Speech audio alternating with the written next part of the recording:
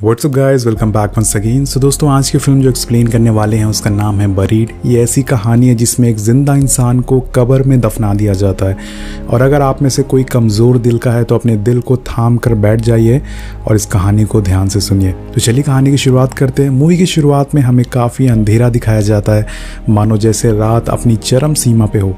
लेकिन तभी हम देखते हैं कि एक आदमी जो कि एक बॉक्स में लेटा हुआ है, इस आदमी के मुंह पर पट्टी और दोनों हाथ बंधे होते हैं। वो ना तो किसी से मदद मांग सकता है और ना ही बोल सकता है। लेकिन थोड़ी देर बाद ये आदमी जैसे तैसे करके अपने मुंह को खोलता है और फिर चीखता है, किसी से मदद की भीख मांगता है। लेकिन वहाँ इसका सुनने वाला कोई नहीं है। इस आदमी को ये तक पता नहीं होता कि ये ज़मीन के अंदर है या फिर बाहर है, क्योंकि वो एक स्क्वायर से बॉक्स में बंद है और वहाँ पूरा अंधेरा होता है। लेकिन वो अपना लाइटर जलाता है जिससे वो थोड़ी सी रोशनी करता है और फिर तभी उसे एक बॉक्स में कील दिखती है जिसकी मदद से वो अपने हाथों को खोलता है। अब इस आदमी का हाथ और मुंह दोनों खुल चुका था, तो अब ये कोशिश करता है कि वो बॉक्स भी खुल जाए और बाहर निकल सके। लेकिन इसकी हर कोशिश, हर तरकीब नाकामयाब हो जाती है। और तभी इस आदमी को वाइब्रेशन की आवाज़ आती है। जब ये उस आवाज़ का पता लगाता है कि ये आवाज़ कहाँ से आ रही है, तो इसे पता चलता है कि इसकी पैंट के पॉकेट में एक फ़ोन है। ये फ़ौरन उसे निकालता है, लेकिन हैरानी की बात ये होती है कि ये फ़ोन इसका नहीं होता है। उसमें जो भाषा होती है वो इराकी होती है। लेकिन वो आदमी जल्दी से इमरजेंसी नंबर पे कॉल लगाता है और उसकी खुशकिस्मती अच्छी होती है, वो कॉल लग जाता है। वो कॉल लगने के बाद अपने बारे में बताता है कि मैं अभी एक कॉफिन में दफन हूँ। मेरा नाम पॉल कॉनरे है। मैं इराक में ट्रक ड्राइवर हूँ। मेरे साथ और भी लोग थे और हम पर एक हमला हुआ था। फिर जब मेरी आँख खुली तो मैं यहाँ कॉफिन में दफन हूँ। प्लीज़ मेरी हेल्प करो, मुझे जल्दी से यहाँ से बाहर निकालो, मैं सांस नहीं ले पा रहा हूँ। ये सब सुन के वो इमरजेंसी कॉल वाली औरत काफ़ी घबरा जाती है और वो उससे कहती है कि ये कॉल यूएससी के एक छोटे से गांव में लगा है। ये सुन के पॉल समझ जाता है कि वो औरत उसकी हेल्प नहीं कर सकती, क्योंकि ये कॉल यूएसए में लगा है और वो इराक में कहीं दफन है। अब पॉल फ़ोन काट देता है, लेकिन वो अभी भी हार नहीं मानता। वो अपनी पत्नी लेंडा कॉनरे को कॉल लगाता है, लेकिन लेंडा उसका कॉल रिसीव नहीं करती। इसलिए पॉल एक वॉइस मैसेज छोड़ देता है जिस सुनकर वापस उसे कॉल करे। अब पॉल एक कस्टमर केयर पे कॉल करता है और वहाँ से FBI का नंबर निकालता है। जब FBI को वो कॉल लगाता है तो वो उसकी फ़ोन उठा लेते हैं और पॉल उन्हें बताता है कि वो एक कॉफ़ी में बंद है, प्लीज़ उनकी मदद करो। तो FBI एजेंट उसे पूछता है कि तुम मुझे सही सही बताओ, तुम्हारे साथ क्या हुआ है। पॉल कहता है कि वो इराक में एक ट्रक ड्राइवर है। वो एक कंपनी के लिए काम करता है। जब वो अपने साथी ड्राइवर के साथ खाने की सप्लाई करने जा रहा था तो कुछ छोटे इराकी बच्चे उसके ट्रक के सामने आ गए थे और अचानक से उसके और उसके साथियों के ऊपर पत्थर फेंकना चालू कर दिया था। फिर पीछे से कुछ लोग आए और उन्होंने एक ट्रक को उड़ा दिया और काफ़ी सारे लोगों को गोली मार दी। तभी मेरे सर पे एक बच्चे ने पत्थर मार दिया और मैं बेहोश हो गया। जब मेरी आंख खुली तो मैं एक ताबूत में दफन था। मुझे नहीं पता कि वो लोग कौन थे और उन्होंने हमारे साथ ऐसा क्यों किया। प्लीज़ मेरी हेल्प करो। पॉल अपनी परेशानी उसे बता ही रहा होता है, लेकिन तभी उसका मोबाइल का सिग्नल चला जाता है और वो ये देख के काफ़ी ज़्यादा परेशान हो जाता है। वो अपने मोबाइल को कॉफिन के चारों तरफ घुमाता है ताकि नेटवर्क मिल सके और फिर अचानक से सिग्नल दोबारा आ जाता है। वो उसे दोबारा कॉल लगाता है, लेकिन इस बार कॉल कहीं और लग जाती है और वो उसे मैसेज छोड़ने के लिए बोलते हैं, लेकिन तभी दोबारा से सिग्नल चला जाता है। अब पॉल काफ़ी परेशान और हताश हो चुका था। उसे लगता है कि अब उसकी शायद कोई मदद नहीं कर पाएगा। लेकिन तभी पॉल को याद आता है कि उसके फ़ोन पर एक मिस कॉल आई हुई है और इस बार सिग्नल भी आ रहा होता है। तो उस नंबर पर दोबारा कॉल लगाता है। वो कॉल लग जाता है और एक आदमी की आवाज़ आती है। वो बोलता है कि सोल्जर, अभी तक तुम जिंदा हो? तो पॉल कहता है कि वो सोल्जर नहीं है, वो एक ट्रक ड्राइवर है। वो CRT कंपनी में काम करता है। लेकिन वो आदमी कहता है कि तुम अमेरिकन हो, इसका मतलब तुम सोल्जर हो। और इसके बाद वो आदमी कहता है कि अगर आज शाम 9 बजे तक तुमने मुझे $5 मिलियन नहीं दिए तो मैं तुम्हें यहीं मरता हुआ छोड़ दूंगा और ज़िंदा ही दफन कर दूंगा। ये उसी आदमी का कॉल होता है जिसने पॉल को यहाँ बंद किया था और अब वो पैसों की डिमांड भी कर रहा था। ये बात सुन के पॉल उससे कहता है कि मेरी फैमिली के पास $5 मिलियन होते तो क्या मैं अपनी फैमिली को छोड़ के यहाँ इतनी दूर काम करने आता। लेकिन वो आदमी पॉल की एक बात नहीं सुनता और बोलता है कि भले ही तुम्हारी फैमिली के पास $5 बिलियन नहीं है, लेकिन तुम्हारी अमेरिका की एम्बेसी के पास ज़रूर होंगे।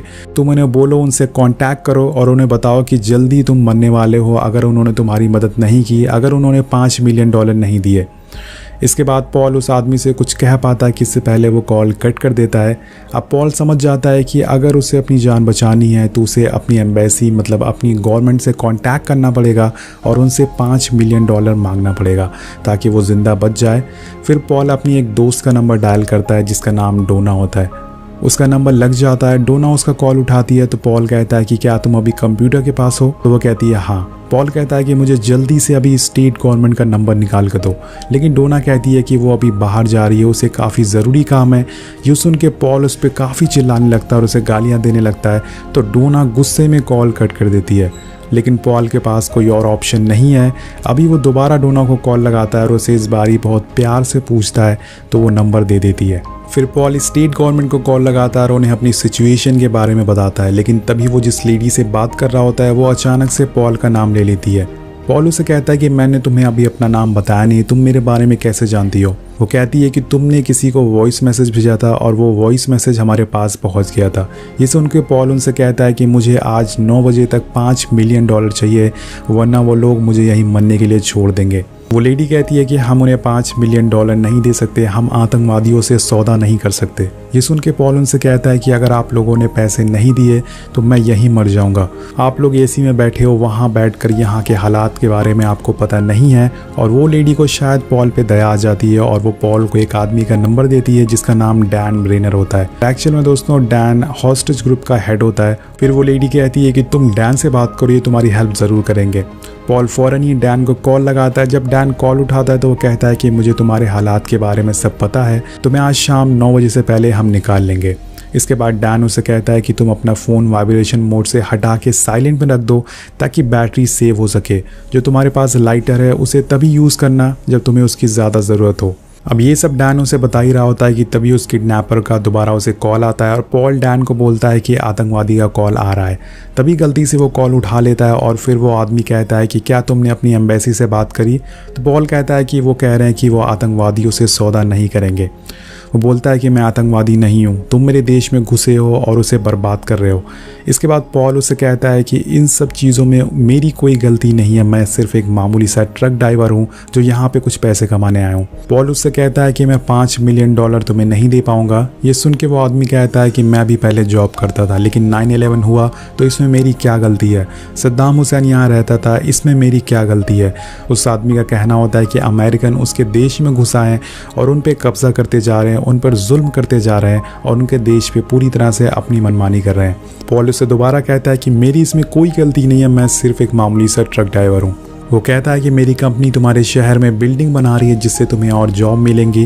वो आदमी कहता है कि जिस चीज़ को तुम लोगों ने बर्बाद किया है तुम उसे दोबारा खुद ही बना रहे हो। फिर वो आदमी बोलता है कि तुम्हें एक वीडियो बनाना होगा जिसमें तुम अपनी गवर्नमेंट से पैसे मांगोगे। तो पॉल उनसे कहता है कि मेरी गवर्नमेंट कभी तुम्हें इतने पैसे नहीं देगी। तो वो आदमी उन पैसों को कम कर देता है और कहता है कि तुम मुझे $1 मिलियन दे सकते हो, और बताता है कि तुम्हारे पैर के पास एक नोट पड़ा हुआ है, उसे पढ़ते हुए एक वीडियो बनाओ। फिर वो कॉल कट कर देता है। इसके बाद पॉल देखता है कि उसके पैर के पास एक बैग होता है, लेकिन वहाँ तक पहुँचना काफ़ी मुश्किल होता है क्योंकि वो ताबूत बहुत ज़्यादा ही छोटा था। लेकिन पॉल बहुत मुश्किल के बाद वहाँ तक पहुँच जाता है और उस बैग को ले लेता है। जब वो बैग को खोलता है तो उसमें एक टॉर्च, एक चाकू और एक नोट भी मिलता है उसे, जिसे पढ़ के उसे वीडियो बनाना था। तभी उसके पास डैन का दोबारा कॉल आता है और पॉल इस बार उस आदमी का नंबर उसे दे देता है। डैन उससे कहता है कि तुम घबराओ मत, हम तुम्हें वहाँ से जल्द निकाल लेंगे। 3 हफ्ते पहले हमें एक मेडिकल स्टूडेंट को ऐसे ही बचाया था और हम तुम्हें भी बचा लेंगे, तुम टेंशन मत लो। अब इसके बाद पॉल अपनी मॉम को कॉल लगाता है, लेकिन उसकी मॉम की दिमागी हालत ठीक नहीं होती। वो पॉल को पहचान नहीं पाती और वो अपनी मॉम से कहता है कि मॉम, मैं आपसे बहुत प्यार करता हूँ, ये शायद मेरा लास्ट कॉल हो। वो अपनी माँ से बात करते करते बहुत ही ज़्यादा इमोशनल हो जाता है और रोने लगता है।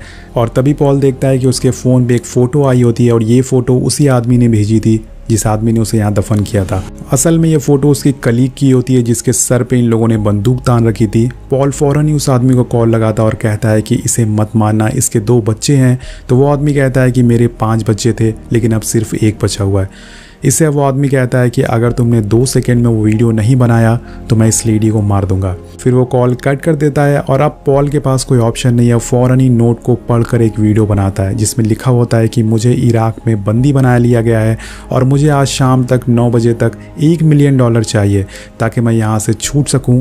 फिर वो वीडियो रिकॉर्ड करके उस आदमी को भेज देता है और थोड़ी देर बाद पॉल को महसूस होता है कि उसके अलावा कोई और भी इस ताबूत में मौजूद है। जब वो देखता है तो उसे वहाँ एक सांप दिखता है जो कि काफ़ी जहरीला होता है, जो कि ताबूत में एक छेद से घुस गया था। वो सांप के आसपास अपने लाइटर का लिक्विड डाल देता है जिससे वो आग जला देता है और वो सांप वहाँ से भाग जाता है, जिससे कि पॉल की जान बच जाती है और वो एक राहत की सांस लेता है।